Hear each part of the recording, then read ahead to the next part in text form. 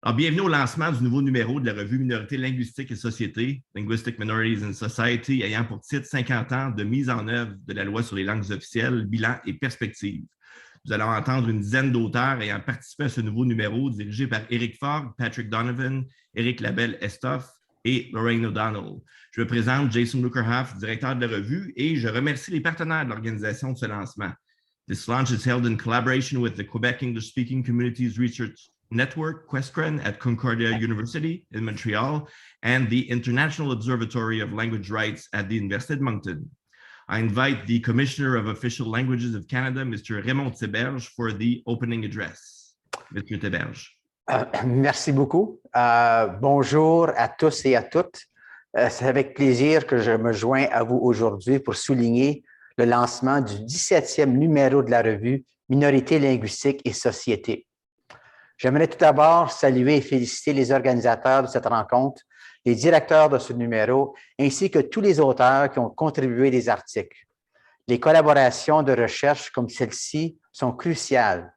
Elles nous permettent de mieux comprendre notre dualité linguistique, son passé et les défis auxquels elle fait face aujourd'hui et de dégager des stratégies potentielles pour l'avenir.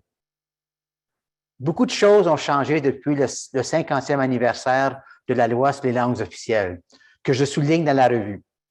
En ces temps de pandémie, nous vivons à la fois de grands défis nationaux et des bouleversements politiques mondiaux qui fixent les questions identitaires et linguistiques au cœur des débats contemporains.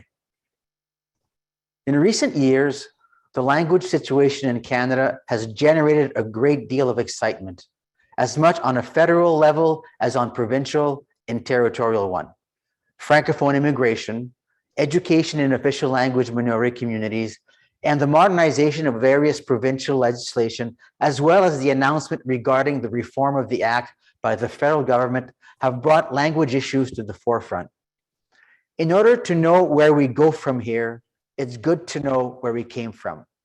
So I wanted to begin by speaking about the evolution of language rights in Canada and the Official Languages Act, and then about the challenges the Office of the Commissioner of Official Language is facing today in terms of modernization. Le Canada est un pays avec deux langues officielles, mais à titre de franco-manitobain issu d'une petite communauté francophone, je peux vous confirmer que l'expérience linguistique canadienne n'est pas identique d'un océan à l'autre. J'ai pu voir et vivre ces nombreuses manifestations tout au long de mon parcours de vie qui m'a amené des prairies jusqu'en Ontario, en passant par le Québec et le Nouveau-Brunswick. La dualité linguistique canadienne se vit différemment selon la géographie, mais aussi selon l'époque. C'est une expérience à géométrie variable dans l'espace et dans le temps. On pourrait donc croire que cela rend l'appréciation du bilinguisme canadien plutôt faible et intangible pour les 38 millions de Canadiennes et Canadiens qui cohabitent dans le deuxième plus grand pays au monde. Well, let me reassure you. The Office of the Commissioner recently conducted a Canada-wide survey on support for official languages. The result, 87% of Canadians support the Official Languages Act. Another very interesting finding from the survey is the positive relationship between our official languages and diversity. A large majority of Canadians agree that official languages and other forms of diversity work well together and can make each other stronger.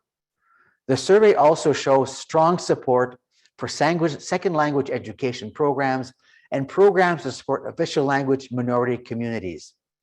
More than ever, Canadians want their children to reap the benefits of bilingualism, and I believe that no matter where they live, every child in Canada should have the opportunity to become bilingual. At a time when many societies are turning inward, I find this openness very encouraging. And speaking of openness, I am proud to say that I am no longer the only commissioner of official languages at the federal level. Speaking to you from Treaty 1 territory, the traditional territory of the Anishinaabe, Cree, Oji-Cree, Dakota, and Dene peoples, and the homeland of the Métis Nation, I would like to say hello to my colleague, Ronald E. Ignace, the new Commissioner of Indigenous Languages, and his team. L'histoire entre le français et l'anglais et les plus de 70 langues autochtones parlées a été marquée par des difficultés, des tragédies et des injustices. Les langues autochtones doivent être valorisées, protégées dans le cadre de la réconciliation. Heureusement, comme le révèle notre enquête, la plupart des Canadiennes et des Canadiens sont aujourd'hui d'avis que le Canada peut et doit promouvoir à la fois les langues autochtones et les langues officielles. Je vois une complémentarité potentielle entre cette promotion des langues officielles et des premières langues. Le Canada est toujours en évolution, en réflexion sur l'identité canadienne lorsqu'on parle de diversité, de langues officielles et de réconciliation. Les langues autochtones font partie de cette réflexion. C'est la preuve que nous ne sommes pas un pays figé dans le temps. Je vous parle de l'avenir, mais jetons d'abord un coup d'œil au passé. La loi sur les langues officielles est le fruit de la mouvance sociale et politique des années 1960, une période tumultueuse ponctuée de nombreuses luttes, notamment pour l'égalité des sexes, la décriminalisation de la contraception et de l'homosexualité et la mobilisation des peuples autochtones. Celles-ci ont mené à des changements sociaux majeurs et permanents au fil du temps. La lutte des francophones pour le droit d'exister et d'être reconnus à titre d'égaux s'inscrit dans le même ordre d'idées. Elle a préparé le terrain pour l'adoption de la loi sur les langues officielles de 1969. The Act recognizes the equal status of English and French in federal institutions and allows Canadians to access federal services in both languages. It also made it possible to create the Office of the Commissioner of Official Languages of Canada, which I've had the privilege of heading for the past 4 years. The Act has set the tone for the reality and legality of linguistic duality issues across Canada. It has guided the fight for official languages in the federal, provincial, and territorial spheres across the country for half a century and has itself been enhanced by these citizen-focused efforts. Je pense notamment à l'adoption de la politique sur les services en français au Manitoba en 1989, à la lutte des Franco-Ontariens à la fin des années 90 contre la fermeture de l'hôpital Montfort, au rétablissement du programme fédéral de contestation judiciaire en 1994 et de nouveau en 2017, à la lutte des communautés d'expression anglaise du Québec qui se poursuit pour le maintien de leur commission scolaire, à l'affaire Dionne, confirmant le droit des fonctionnaires fédéraux de travailler dans la langue officielle de leur choix dans une région désignée bilingue. Et enfin, à la récente victoire remportée dans le cadre de l'affaire FFCB. D'autres luttes se poursuivent partout au pays, comme celle pour l'accès au programme de français langue seconde, qui nécessite une certaine volonté politique et une collaboration entre les différents ordres de gouvernement. It seems reasonable to me to conclude that more than ever, Canadians are aware of their language rights, attuned to their challenges, and sincere in their desire to proudly assert themselves within their communities in a changing world. Through these events, it is clear that Canada's linguistic duality is a very contemporary and fundamentally inclusive value that is not only enshrined in the Act, but also in people's identity. As imperfect as the Act may be, it has set new standards and expectations, and it has fostered renewed awareness. The history of language rights does not begin with the Official Languages Act. One thinks, among other things, of Baldwin Lafontaine, of French language education when Alberta and Saskatchewan joined Confederation, of the New Brunswick Official Languages Act, along with that of the federal government. These are examples that urge us to consider the Act as an organic and living entity, rather than as an inanimate object or a brutal set fact. The Act is most effective when it serves as an inspiration or a tool for democratic revitalization against the dangers of complacency and indifference. It helps guide collective action and protect rich community identities, making us all stronger in the process. 50 years after the Act was first drafted, the world has undeniably and greatly changed. What we need is a modernized, current dynamic and robust act and regulations. Le projet de loi C-13 qui réforme la loi sur les langues officielles a récemment été présenté au Parlement. Celui-ci prévoit des pouvoirs accrus pour le commissaire aux langues officielles et des mécanismes de conformité plus contraignants, comme des sanctions pécuniaires pour protéger nos langues officielles et les droits des personnes qui les parlent. Le gouvernement a reconnu qu'il est temps d'évoluer. Je tiens à vous rassurer que le commissariat fera preuve d'une grande diligence et d'ouverture dans l'étude du projet de loi, afin de veiller à ce que nos langues officielles soient en mesure de faire face non seulement aux défis d'aujourd'hui, mais aussi ceux de demain. In Canada, language and multiculturalism policies were designed to coexist. The complementarity of these policies leads to mutual empowerment.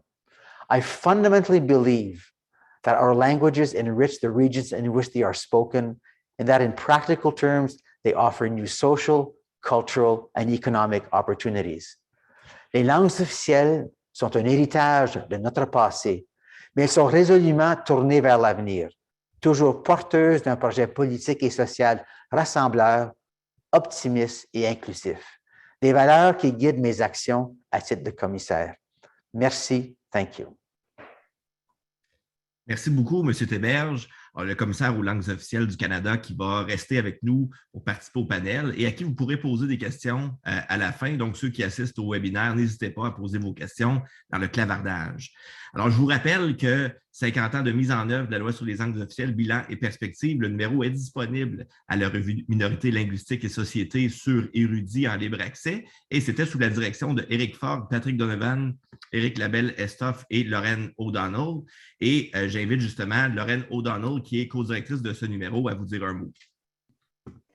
Hello, bonjour. Greetings from the unceded lands of Montreal. The Kanien'kehá:ka Nation is recognized as custodian of these lands. We at QuestCran at Concordia University in Montreal were very, very pleased to collaborate once again with CIRLM, as well as with the Observatoire International des Droits Linguistiques on the conference, which was a lot of fun. Back pre-COVID, it was live and in person. And then on getting together the proceedings that in other words, the pulling together articles for this journal issue, which represents the contents of the conference. Quebec province is an extremely complex linguistic landscape.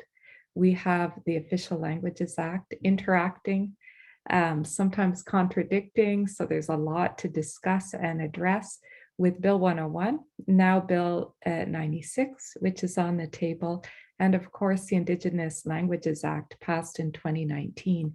And I'm just thrilled that this journal pulls together such a broad range of perspectives that the world of Quebec language, politics, and social discussions around those are being put not just in a provincial perspective, but also the Canadian national and the international perspective. So I hope you will join all of us in listening with enthusiasm to the presentations today and in reading the articles available on the Érudit platform. Thank you. Thank you very much, Lorraine. So two other co-editors of this special issue, Éric Fogg and Éric Labelle-Estoff. Donc, on est bien heureux de vous présenter ce numéro qui visait à profiter du 50e anniversaire de la loi sur les langues officielles pour réfléchir à la situation des langues officielles après justement 50 ans d'expérience avec la loi qu'on connaît. Le numéro découle en fait d'un colloque qui a été organisé dans le cadre de l'ACFAS en 2019, conjointement par QuestCran, l'Observatoire et l'Institut. Vu qu'il y avait déjà une réflexion importante qui était amorcée sur la modernisation de la loi, on a cru que le moment était opportun pour tenir un colloque à ce sujet.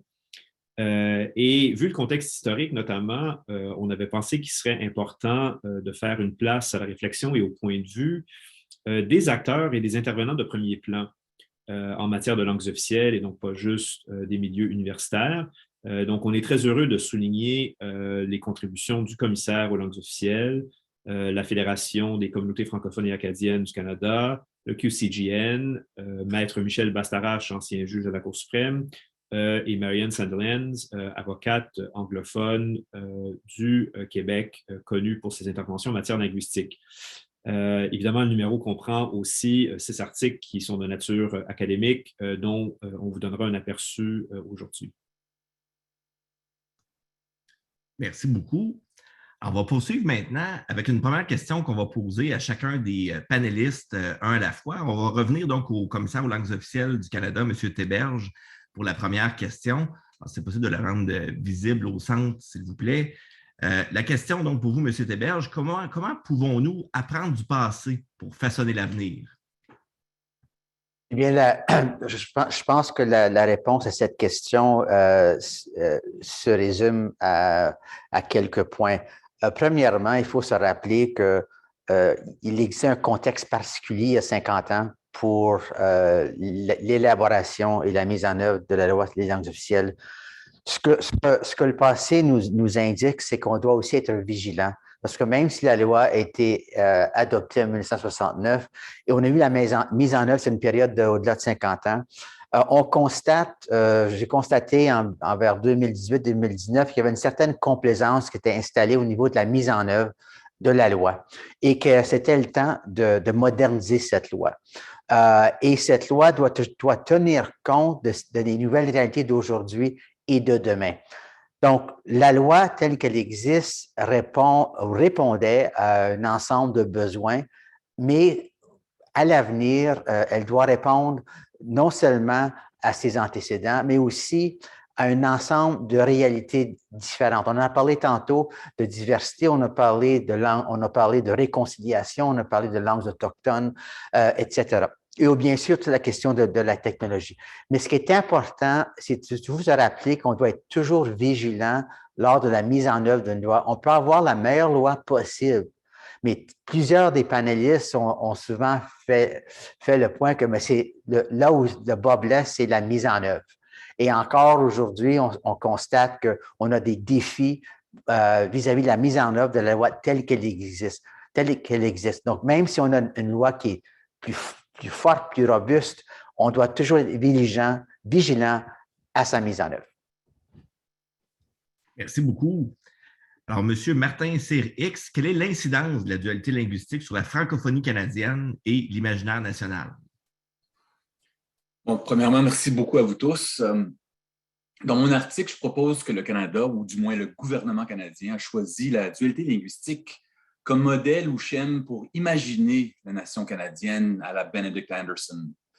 English Canadians or Anglo-Canadians imagine themselves as sharing a common national identity with obvious differences and particularities.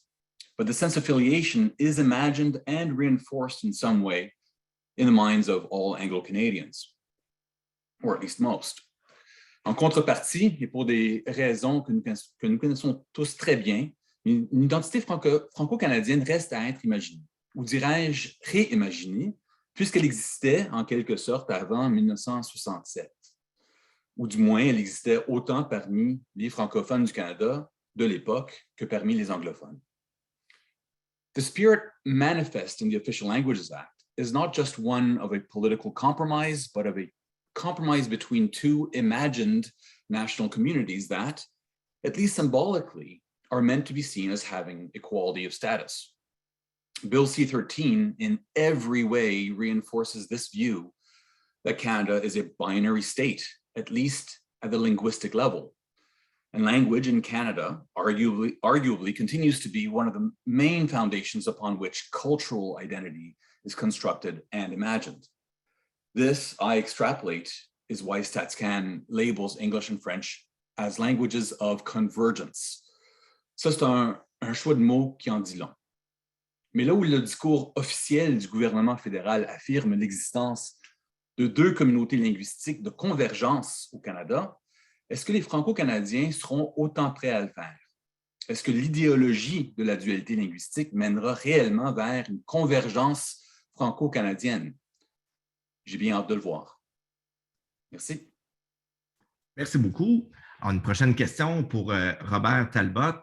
Changes to the political landscape have revived the debate over linguistic duality. According to you, many of the arguments being made in 2019 were not unlike of those of 1969 or even 1929. What are the lessons from 1929, 1969, and beyond? Thank you. Well, I'll try to be brief and je me permettrai un peu de franchise.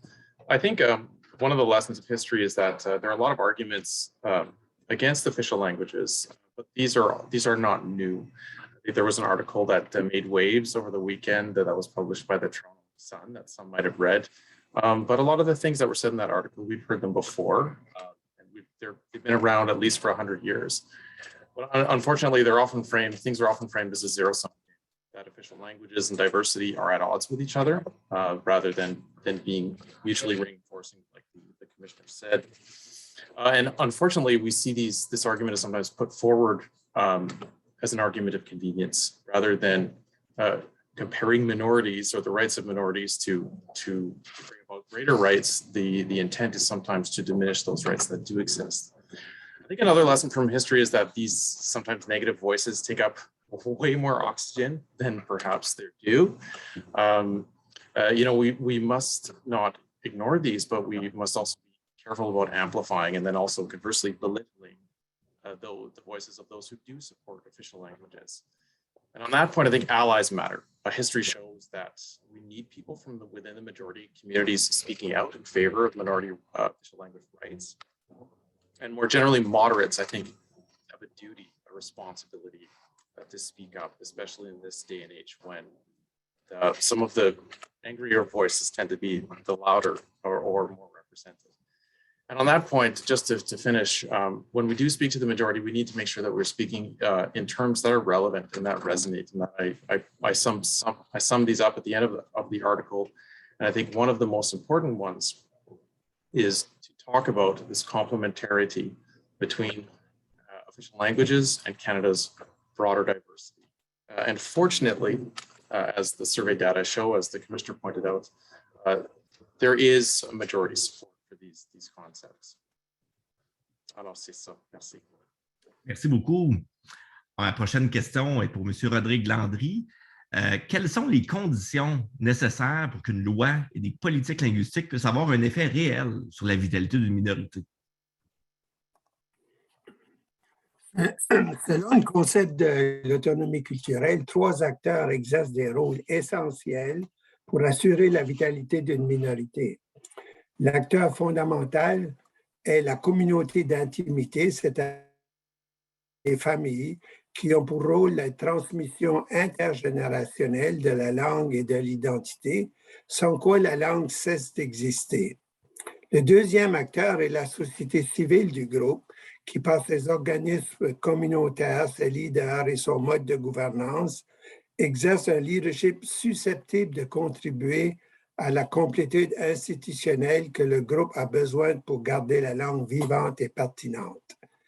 L'État est le troisième acteur qui agit sur la vitalité d'une langue en appuyant les 2 autres acteurs dans leur rôle respectif et en offrant au groupe des droits collectifs et individuels et les services de la langue qui assurent la pleine légitimité de la langue dans la société. De la recherche analysée dans mon article, je dégage 2 principes sociolinguistiques que toute loi linguistique devrait respecter si son objet est de favoriser la vitalité d'une minorité.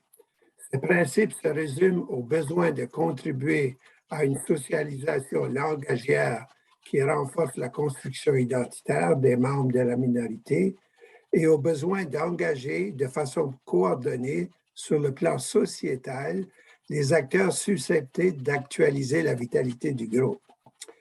Nous affirmons que la loi sur les langues officielles a eu des effets plutôt limités sur la vitalité des minorités de langue officielle, puisque ces domaines d'application ont été largement restreints à la sphère fédérale. Des domaines de vécu qui ont peu d'effet sur la socialisation langagière, menant à une forte identité des membres des minorités. Mais dans la partie 7 de la loi sur les langues officielles, le gouvernement fédéral s'engage pourtant à favoriser l'épanouissement des minorités francophones et anglophones du Canada et appuyer leur développement. À notre avis, le gouvernement fédéral doit rendre explicite cet objet de la partie 7 de la loi sur les langues officielles et trouver moyen de favoriser une plus grande synergie des acteurs de l'autonomie culturelle en assurant un aménagement linguistique planifié et global qui s'appuie sur la recherche et qui met en œuvre une coordination intergouvernementale des droits linguistiques dans la Fédération. Après 50 ans, la loi sur les langues officielles demeure de façon indéniable une œuvre inachevée. Merci beaucoup, M. Landry. Nous passons maintenant à M. Wickstrom. It is assumed, Mr. Wickstrom, that language policy can influence the language in which parents choose to raise their children. How is it possible to assign different policies to different minorities in a cost-effective manner?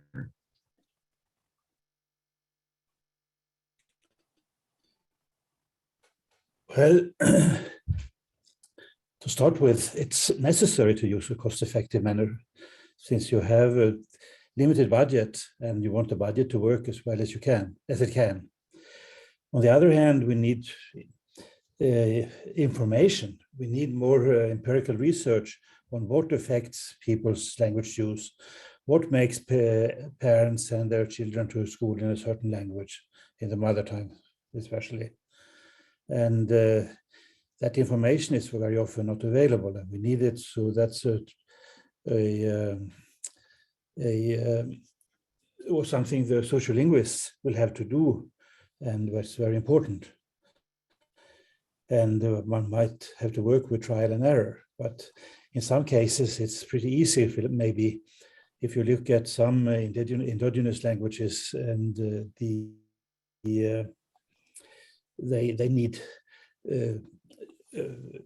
they need support just to be normalized, just a normalization, just the construction or writing of grammars and vocabularies are very important.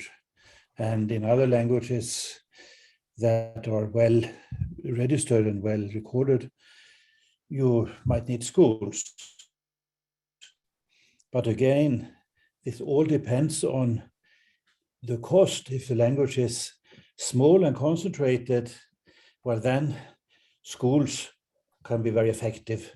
If the language is spread out over a big territory, then schools might not work very well, or will become too expensive. You'll use the whole budget on schools. So, but at the end, what's necessary is more empirical research to find out how people react, how parents react to various policy measures, and how that changes over time. And once you have that, you can consider how to divide up the budget in the most effective manner. Thank you. I hope you could hear me, because the connection here is very bad.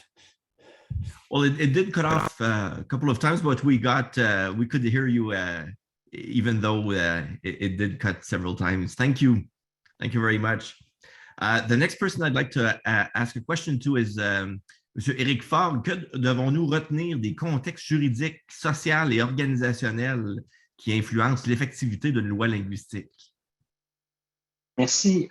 Donc, lors des consultations qui ont entouré la révision de la loi sur les langues officielles, plusieurs observateurs ont mentionné que le défi de la mise en œuvre demeure important 50 ans après l'adoption de la première loi sur les langues officielles. Donc, ce type de constat n'est pas nouveau. Il jalonne la vie de la loi sur les langues officielles au Canada, mais aussi les lois linguistiques dans les provinces. Donc, mon texte est le produit d'un questionnement que j'avais au sujet des lois linguistiques. Qu'est-ce qui explique les défis que l'on rencontre dans la mise en œuvre et le respect des lois linguistiques? J'ai constaté qu'il y avait peu d'études sur la question qui nous aident à comprendre les défis de la mise en œuvre et du respect des lois linguistiques en général et de la loi sur les langues officielles du Canada en particulier. On peut penser que l'explication réside dans la force de la loi, des recours prévus et de la jurisprudence. La solution passerait donc alors par le renforcement de la loi. Les lois, ou plus généralement le droit linguistique, jouent certainement un rôle dans le respect des lois linguistiques, mais il y a plusieurs facteurs qui relèvent moins du droit et davantage des contextes sociaux et organisationnels. Donc, pour saisir l'influence de ces contextes sur ce que les juristes et les sociologues du droit appellent l'effectivité des lois linguistiques, je propose dans mon texte une grille d'analyse qui pourra être testée dans le cadre d'études sur cette problématique. Donc, dans une première étape, je précise le concept d'effectivité des lois linguistiques. Ensuite, je présente les grandes dimensions sociales, politiques, culturelles, économiques, de même que les dimensions organisationnelles qui peuvent influencer l'effectivité des lois linguistiques, sans oublier la dimension qui relève de la loi comme telle. Donc, prenons un exemple simple. L'offre active dans les services l'offre active des services dans les deux langues officielles. Donc, jusqu'à quel point ceux qui doivent faire l'offre active des services comprennent la notion d'offre active, savent comment la faire, sont prédisposés à la faire, ont les ressources pour faire l'offre active. Pour qu'une personne fasse l'offre active, cela suppose que la haute direction exerce un leadership et a mis en place des mesures comme l'embauche d'employés bilingues, la formation linguistique des employés, l'évaluation des compétences linguistiques de ces employés, des services de traduction et des ressources disponibles pour faire la traduction. L'environnement politique, social, culturel joue aussi un rôle. En bref, c'est pour prendre en compte la complexité de la problématique de l'effectivité des lois linguistiques que je propose une telle grille dans mon texte. Merci. Merci beaucoup. Merci, M. Fogg. Maintenant, M. Éric Labelle-Lestoff, quelles sont les interprétations possibles de l'article 41 de la Loi sur les langues officielles du Canada et quels sont les meilleurs moyens de renforcer le cadre d'une éventuelle refonte de la loi? Merci beaucoup. Écoutez, il y a deux grandes interprétations différentes en ce qui concerne de l'article 41 qui s'affrontent depuis quelques années. D'un côté, il y a l'interprétation qui a été privilégiée par le gouvernement fédéral, qui est très restrictive et qui, à mon avis, finit par vider l'article 41 de tout son sens. Selon le gouvernement fédéral, l'article 41 et la partie 7 globalement confèrent au gouvernement un pouvoir discrétionnaire. Le gouvernement peut, s'il le veut, prendre des mesures pour favoriser l'épanouissement et le développement des communautés de langue officielle en situation minoritaire, mais c'est à lui de choisir quand et comment il va le faire et quelle sera l'étendue des mesures qu'il va prendre. En bout de ligne, si on est insatisfait des décisions qui ont été prises par une institution fédérale, on ne peut rien faire. Les tribunaux, par exemple, n'ont pas un mot à dire dans le contrôle des décisions prises par des institutions fédérales. D'autre part, il y a l'interprétation défendue, entre autres, par le commissaire aux langues officielles, la FCFA, la Fédération des francophones de la Colombie-Britannique dans un récent recours qui a été intenté en vertu de la loi, qui prétend que l'article 41 impose des obligations quand même assez précises au gouvernement fédéral. Le gouvernement, lui, a l'obligation, premièrement, de ne pas nuire à l'épanouissement et au développement des communautés de langue officielle en situation minoritaire, ce qui signifie que, premièrement, il doit se renseigner sur leurs besoins et sur leurs intérêts, et deuxièmement, il doit s'assurer que lorsqu'il développe des programmes, lorsqu'il met en œuvre des politiques, que ce qu'ils s'apprêtent à faire va non seulement ne pas nuire à leurs intérêts, à leur développement, mais va également y contribuer. Alors évidemment, là-dedans, il y aurait une obligation de consultation qui découlerait forcément de l'article 41. Donc, je suis heureux de pouvoir vous dire que tout dernièrement, au mois de janvier, la Cour d'appel fédérale s'est ralliée au point de vue que je défends dans mon article, selon lequel c'est la deuxième interprétation que je viens de vous présenter qui est la bonne. Merci beaucoup, Éric. On va aller maintenant du côté de la Fédération des communautés francophones et acadiennes avec Alain Dupuis qui va répondre à la question suivante. Quelle était votre proposition de projet de loi pour la modernisation de la loi sur les langues officielles rendue publique en mars 2019? Bonjour tout le monde. Merci beaucoup, M. Merci beaucoup de nous inviter à ce beau lancement. Et justement, notre article nous portait sur ce projet de loi de modèle-là, que la FCFA et l'ensemble de son réseau, on regroupe 21 organismes membres de notre fédération. Nous avons collectivement priorisé des éléments et nous avons rédigé un projet de loi modèle avec l'appui de juristes expérimentés dans les droits linguistiques pour justement que les communautés n'attendent pas nécessairement que le gouvernement ait à faire tout le travail. Je pense que c'est important pour les communautés de se mobiliser et de mettre en langage légal l'ensemble de leurs revendications. Parce que pour nous, bon, la loi, c'est un texte de loi, c'est complexe, donc on voulait être précis dans notre approche, mais aussi, évidemment, régler les problèmes qui existait depuis la première loi, c'est-à-dire le problème de la mise en œuvre de la loi. Donc, la loi, depuis 50 ans, elle dicte un certain nombre de principes qui sont relativement clairs, mais la mise en œuvre de cette loi-là, en consultation et avec les communautés, c'est là où ça a toujours posé problème. Et donc, depuis ce temps-là, évidemment, il y a eu un premier projet de loi C-32 en juin 2021. Il y a eu un deuxième projet de loi C-13 qui a été déposé cet hiver.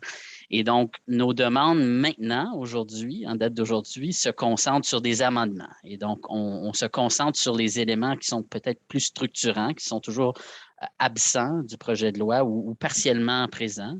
Donc, la question de la gouvernance, qui est ultimement responsable de coordonner la mise en œuvre de la loi? Ça a toujours été un problème. La loi confère à différents ministères ou différentes agences certaines responsabilités sur certaines parties de la loi. Donc, nous, on souhaite qu'une agence centrale coordonne la mise en œuvre de la loi et qu'il y ait des mécanismes d'imputabilité beaucoup plus clairs.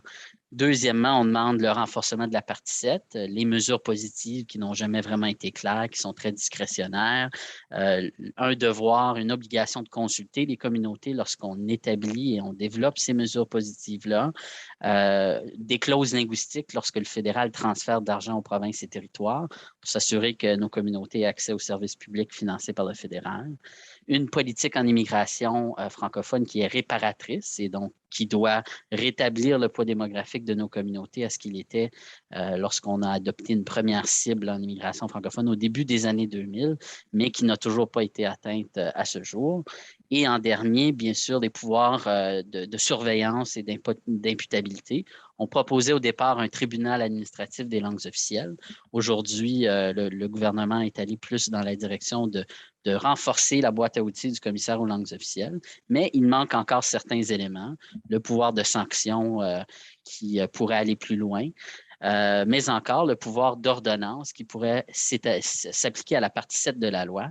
Présentement, le pouvoir d'ordonnance, le nouveau pouvoir d'ordonnance s'applique uniquement à la partie 4 et à la partie 5 de la loi. Et donc, il y a du renforcement à faire. Alors, c'est dans ce sens-là que la FCFA travaille dans ce dossier-là qui évolue. Ça fait quand même déjà 4 ans que nous avons déposé ce projet de loi de modèle-là. Donc, on arrive, on voit un peu de lumière au bout du tunnel. Donc, merci et au plaisir de lire cette belle édition de la revue. Merci beaucoup, M. Dupuis. Avant d'aller chercher des questions auprès des gens qui assistent au webinaire, on a une dernière personne à qui je veux poser une question, Mme Rita Legault de QCGN, donc qui représente les anglophones du Québec.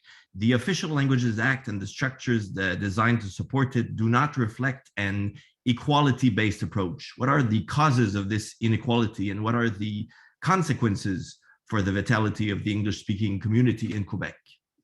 Rita. Hi, bonjour, hi. Sorry, I'm a last-minute stand-in for Sylvia Martin-Laforge, who is actually in a meeting with stakeholders talking about Bill 96, which is the language legislation that's being passed here in Quebec, which is going to have a huge impact on the English-speaking community of Quebec here. So, since the 50th anniversary of the Official Languages Act, language issues have certainly come to the forefront with Bill C-32, which is now Bill C-13 following the election, and Bill 96. In the paper that Sylvia presented at the ACFAS conference, she basically explained that the English-speaking community of Quebec, which is Canada's English linguistic minority community, has not received generous treatment in the implementation of the Official Languages Act.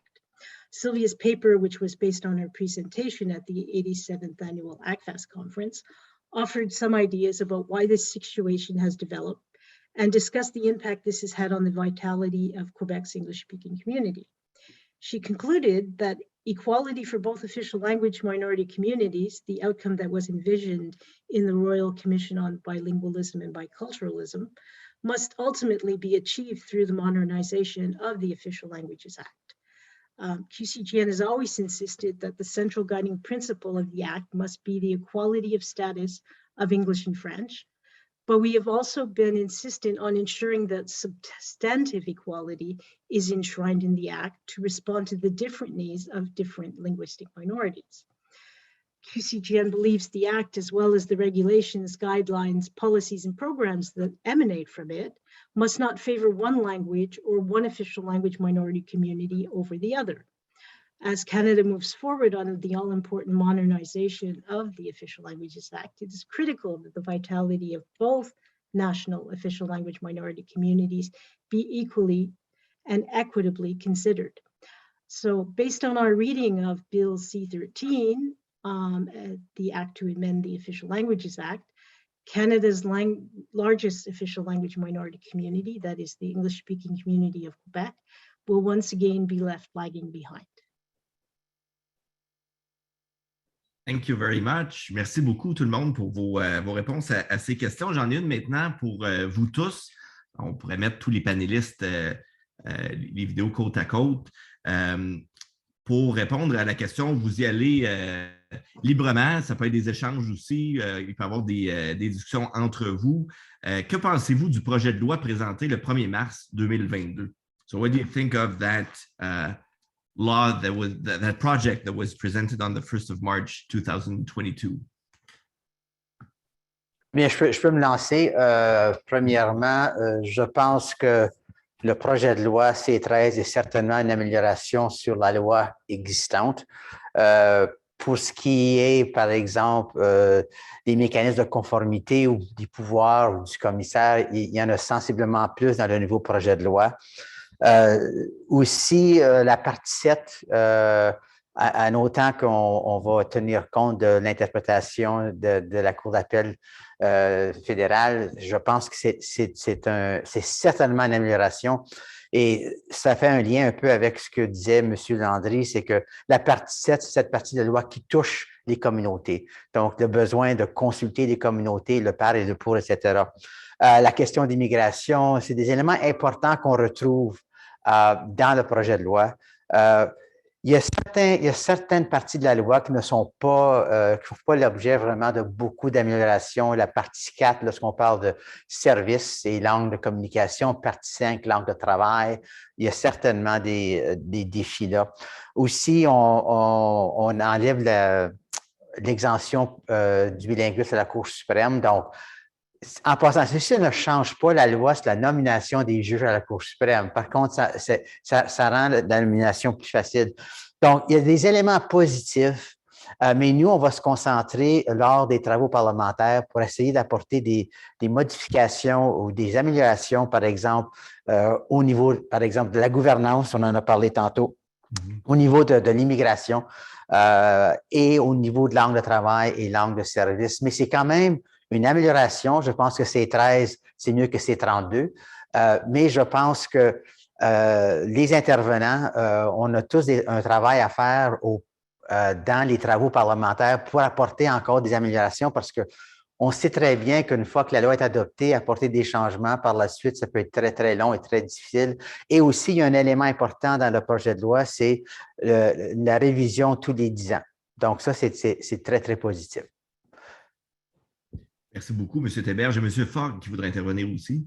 Peut-être, oui, rapidement, mais ça va dans le sens de ce qui a été mentionné à la fois par le commissaire et Alain Dupuis de la FCFA. Donc, on voit qu'il y a quand même des améliorations qui sont apportées. Puis si je reviens avec le thème de mon article qui est l'effectivité des lois linguistiques, mais qui est en fait une problématique qui avait été soulevée lors des consultations qui ont entouré toute la révision de la loi sur les langues officielles. Je crois qu'il y a des éléments là qui vont me permettre, même si ce n'est peut-être pas tout à fait ce qu'on aurait pu souhaiter, mais qui va permettre d'accroître l'effectivité de la loi sur les langues officielles. Donc, pouvoir accru du côté du commissariat aux langues officielles. La partie 7 qu'on vient préciser, donc avec des mesures un peu plus concrètes, on peut espérer aussi qu'il va y avoir un règlement qui va nous permettre de vraiment concrétiser la partie 7. On renforce aussi le rôle de patrimoine canadien. On renforce le rôle du Conseil du Trésor aussi, qui devra élaborer un plan d'action en consultant les communautés, qui devra veiller au respect de la partie 7 aussi. Donc, d'après moi, il y a des pas qui sont faits là, dans la bonne direction. Merci beaucoup, M. Fogg. On a aussi Mme Legault, Rita Legault, qui aimerait intervenir. Oops, you're muted though.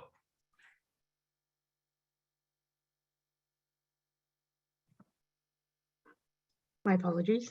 No problem. So, the KCGM believes the new legislation contains some positive steps forward. However, we remain concerned about the new direction the Government of Canada is taking with its support of French in Quebec, and the long-term effects this change will have on the application of the Official Languages Act and the language rights of English-speaking Quebecers. We are particularly worried about the creation of a new language of work and services rights for French in federally regulated businesses in Quebec. So the language of, you have the right to French service and to work in French, but not the right to work and receive services in English, which is a basics in the Official Languages Act. There's strong language in the Act that recognizes the importance of Canada's English and French linguistic minorities, and we fully support the government's obligations to support these communities in a way that recognizes each of their unique needs and challenges. But it's clear that it contains fundamental flaws, particularly in light of the government's proposed amendments to the Charter of the French Language, Bill 96. Thank you. Je vais peut-être ajouter, si je peux me permettre, pour les communautés francophones, j'ai mentionné au début, nous sentons qu'il y a une amélioration dans la loi au niveau de la gouvernance de la loi. Mais je vais préciser, on mentionne un rôle de coordination à deux endroits. Patrimoine canadien qui va avoir le rôle de coordonner une stratégie pangouvernementale des langues officielles, donc le plan d'action, et un rôle de coordonner la mise en œuvre de certaines parties de la loi, dont la partie 7 qui est donnée au Conseil du Trésor. Et ça, pour nous, ça va encore causer une certaine confusion entre les institutions fédérales, parce que tu as deux institutions qui sont chargées de coordonner. On précise un rôle à Patrimoine canadien, mais on ne lui donne pas nécessairement des outils supplémentaires pour faire ce travail-là. Il reste un ministère à dossier comme les autres et donc ne pourra pas dire à un ministère qui ne veut pas participer au plan d'action de le faire. Et donc, c'est là un peu, nous, où on veut que ce rôle de coordination-là, incluant la stratégie pangouvernementale, revienne au Conseil du Trésor, qui serait ultimement responsable. Il peut s'adjoindre Patrimoine canadien comme il peut s'adjoindre d'autres ministères à portefeuille, mais que le rôle de l'Agence centrale soit clair également au niveau du développement d'une politique publique horizontale en langues officielles. Et ça, présentement, bien, Patrimoine va continuer du mieux qu'il peut à faire ce travail-là. Et le Conseil du Trésor, bien, il va pouvoir émettre des directives sur comment le faire, mais il n'aura pas nécessairement d'obligation de demander des correctifs s'il y a des institutions qui ne participent pas. Et pour nous, c'est problématique dans des dossiers comme l'immigration, où ça n'a pas suffisamment bougé dans les 15-20 dernières années, mais aussi le dossier des clauses linguistiques qui est plus lié à la partie 7, mais le dossier des clauses linguistiques, on l'a vu, le programme des garderies qui a été créé, les ministères n'ont pas d'obligation d'inclure des clauses linguistiques. Alors, à moins que ça se trouve peut-être dans les nouvelles directives que va émettre le Conseil du Trésor, est-ce que ces argents-là, transférés aux provinces, vont avoir des retombées dans nos communautés? Alors, c'est pour ça qu'on insiste là-dessus, c'est que de plus en plus, le développement de nos communautés ne relève pas des programmes de patrimoine canadien qui en éducation, en culture et en développement communautaire. Ça relève d'emploi et développement social, d'IRCC et de d'autres gros ministères qui ont les gros budgets, on s'entend. On a besoin d'aller chercher leur implication. Donc, c'est ça notre crainte présentement dans la mouture actuelle. C'est une amélioration dans la gouvernance, mais pas ce qu'on demandait, qu'il y ait une seule agence responsable. Sur le dernier point d'Alain sur l'inclusion de clauses linguistiques quand les pouvoirs sont transférés aux provinces, le QCGN et plusieurs acteurs dans la communauté anglophone, y inclus nos commissions scolaires, sont entièrement d'accord. Merci. Il y a aussi Lorraine O'Donnell qui voulait ajouter à votre échange actuel. Yes, I just wanted to say an interesting development in Bill C-13 that we couldn't capture in the journal because it happened before this new development is Alain Roy of Library and Archives Canada is doing interesting work on what he calls vitality of memory. And he's absolutely geared it to the thinking at the federal policy level around supporting communities for their history and heritage work. And what I find interesting is that Bill C-13 actually now at several places, I'm looking at the bill right now, talks about communities' uniqueness, diversity, and historical and cultural contributions. So my hope is that this is paving the way for some support when the new roadmap of policy to support the revised Official Languages Act comes out, for increased support for heritage and memory and archives organizations that are based in official language minority communities and that do so much to support and promote vitality. I'll put a link in the chat to Alain's important new work. Thanks. Thank you, Lorraine. So it would be the time now to go with the questions from participants attending the webinar. So we have a first question I received. Is there a true cooperation between the Commissioner and the Quebec government? So I'll be taking answers from several members of the panel. So who would like to answer that question first? Could you repeat the question, please? Yes, for sure. Is there true cooperation between the Commissioner and the Quebec government? What I would say is that the we have interacted with the Quebec government in several times, but I would not say that the Commissioner's office has any kind of agreement with the Quebec government. That we intervene more in the community than we do with the government. Thank you. Merci, M. Théberge. Si vous avez d'autres questions, les participants, n'hésitez pas à les poser dans l'espace de conversation. Alors, j'en pose une autre qui vient aussi des participants. Alors, tous les panélistes peuvent évidemment répondre. On est effectivement dans une situation particulière au Canada où les francophones qui sont majoritaires au Québec sont minoritaires au Canada et où les anglophones qui sont majoritaires au Canada sont minoritaires au Québec. Ça fait en sorte que les enjeux ne sont pas les mêmes pour les deux langues. Évidemment, les francophones, un enjeu important est la vitalité de la langue, c'est le fait que la langue puisse garder une place au Canada, alors que ce n'est pas vraiment la défense de la langue qui est l'enjeu principal pour les anglophones au Québec, c'est davantage l'enjeu de garder une vitalité des communautés anglophones, alors qu'évidemment, la langue n'est pas en jeu. Alors, la première question, c'est on connaît les différences dans les enjeux francophones-anglophones, mais qu'en est-il des ressemblances? En quoi est-ce que les enjeux linguistiques des anglophones et des francophones peuvent être approchés et devenir éventuellement un objectif commun à l'échelle du pays? Alors, vous pouvez me faire un signe quand vous voulez répondre à la question.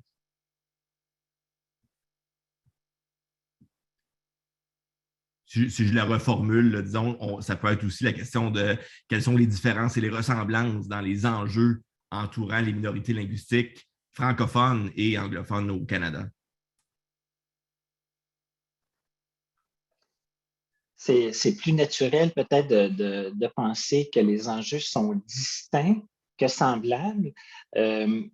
Puis, on n'a pas vu souvent dans l'histoire, mais il y a peut-être des bouts là, qui m'échappent, des alliances, par exemple, qui se sont faites du côté des acteurs francophones avec les acteurs anglophones au Québec. Mais il y a eu certains cas, il y a eu une collaboration qui a été faite entre le QCGN, la SANB et l'AFO en Ontario qui voulait développer là, de certaines positions communes sur certains enjeux. Là, j'ai oublié lesquels là, les gens du QCGN peut-être pourront préciser, là, me rafraîchir la mémoire. Là. Mais oui, il peut y avoir sûrement certains enjeux où on se retrouve dans la problématique générale des langues officielles. Mais ça reste quand même, les alliances naturelles peuvent se faire peut-être plus facilement du côté des francophones et peut-être le Québec francophone. Mais c'est pas comme ça naturellement qu'on pense là, les enjeux du côté des langues officielles. J'ajouterais peut-être que c'est quelque chose qui est peut-être moins visible du côté au niveau public, mais le dialogue existe. On se côtoie régulièrement lors de conférences, les groupes de la FCFA, QCGN, par exemple. Il y a plusieurs demandes dans notre projet de loi modèle qui renforcent les deux communautés. Tout le renforcement de la partie 7 de la loi va profiter aux deux communautés. Et donc, il y a des enjeux communs qui je pense, qu'on porte peut-être de façon chacun de son côté, avec les nuances propres aux communautés. Mais je dirais qu'il y a probablement plus de coordination informelle que ce qu'on peut voir ou ce qu'on peut penser. Cela dit, une chose qui est importante et pour la FCFA qu'on a vu comme étant un gain, c'est quand même la reconnaissance de la fragilité du français partout au Canada, incluant au Québec. Parce que présentement, les programmes ne permettent pas, par exemple, aux francophones du Québec et aux francophones du Canada de mener des initiatives conjointes pour la promotion du français sur l'ensemble du territoire canadien. Et ça, les communautés francophones certainement bénéficieraient d'un appui accru de la part de la société civile québécoise pour la promotion du français, pour faire connaître et comprendre l'impact culturel, économique, l'apport du français au Canada en entier. Et ça, je pense que c'est une avenue nouvelle, une porte nouvelle que nous ouvre le projet de loi C13 quand on reconnaît qu'il y a de quoi à faire pour le français et que le français est menacé, bien peut-être qu'on pourra davantage, les communautés, aussi promouvoir le français avec le Québec sur l'ensemble. Le bilinguisme des juges, c'est quelque chose. La représentation ou les services en français, ça en est d'autres. Mais je pense que les dernières années, on a vu le Québec qui s'intéressait peut-être moins à ce qui se passait dans les institutions nationale, fédérale, partagée. Et pour nous, la FCFA, c'est important que le gouvernement du Québec s'intéresse à ce qui se passe à l'extérieur de ses frontières et soit là avec nous aussi à promouvoir le français, donc tant au niveau gouvernemental que la société civile. Donc, je vois ça comme étant positif, cette ouverture. Certains vont dire que c'est de la symétrie, mais je pense que c'est aussi du potentiel pour faire rayonner le français un peu partout. Merci beaucoup, M. Dupuis. Il y a aussi Lorraine O'Donnell qui voulait intervenir à ce sujet. Sorry. Yes, just to follow up on what I was mentioning about Alain Roy's work on vitality of memory, Vitalité Mémorielle, a new group of official language minority community groups whose role it is to support heritage, history, memory, and archives. So these are groups across the country is gathering and developing what will be a new not-for-profit to look at official language minority community memory issues. So there's another point of contact. And there's actually quite a bit of shared issues. There are divergence, but also shared issues from the point of view of practitioners in that field. Thank you very much. So there's a lot we could still continue talking about because there's this special issue you'll be able to read on Érudit, where there's a lot to think about and there's a lot of research that can still be done. Mais je vais donner le mot de la fin à Éric Faure, directeur de l'Institut canadien de recherche sur les minorités linguistiques, pour qu'il puisse conclure la rencontre d'aujourd'hui, mais conclure dans le sens où la discussion d'aujourd'hui, on y met fin, mais il y a encore beaucoup à faire et on va se retrouver dans d'autres événements qui seront organisés par l'Institut. Alors, Éric. Merci, Jason. Je voulais simplement terminer en remerciant tous les artisans qui sont derrière la production du numéro, mais aussi derrière la revue, parce que c'est vraiment une entreprise collective, une revue qui mobilise beaucoup de gens. Un gros merci à Réal Allard, qui est le directeur qui a pris sa retraite de la revue à la fin 2021, et à Jason Bukeroff qui a pris la relève. Mais ce que je voudrais mentionner aussi, c'est que Réal demeure directeur honoraire de la revue et il va continuer d'agir comme conseiller. Mais aussi Stéphanie Chouinard qui s'occupe des comptes rendus d'ouvrages à la revue, les membres du comité de rédaction qui s'est renouvelé en bonne partie cette année. Donc, il y a des nouveaux visages là, qui sont apparus déjà sur le comité. Il y a des personnes qui travaillent plus dans l'ombre aussi. Donc, on pense à tous les évaluateurs et évaluatrices, les reviseurs linguistiques, les traducteurs, traductrices, Marie Blette, Régent Ouellet, le graphiste Guy Vaillancourt, Azur René de Cotteret, qui est la coordonnatrice à l'édition de la revue. J'aimerais remercier les partenaires Patrimoine canadien, le CNFS qui appuie la revue, et l'équipe d'érudits aussi qui offre un service essentiel à la revue qui contribue à sa visibilité. Voilà. Merci beaucoup, Éric. Alors, vous avez accès à nos appels à texte qu'on diffuse maintenant sur les réseaux sociaux. Alors, retrouvez-nous, la revue Minorité linguistique et Société, sur Twitter, Facebook, LinkedIn. Tous nos appels sont diffusés au fur et à mesure et on est évidemment très ouvert à vos suggestions, donc n'hésitez jamais à communiquer avec nous. Yes, Lorraine? Thanks. I also wanted to thank the funders who support Questgrin and all our work, notably the Secrétariat aux relations avec les Québécois d'expression anglaise that co-sponsored the conference leading to this publication, Canadian Heritage and Concordia University. Thank you. Thank you very much. So thank you all for attending this webinar. It was a first try for us, but I think we're going to continue doing this for all the special issues of the journal. So thank you very much. See you soon.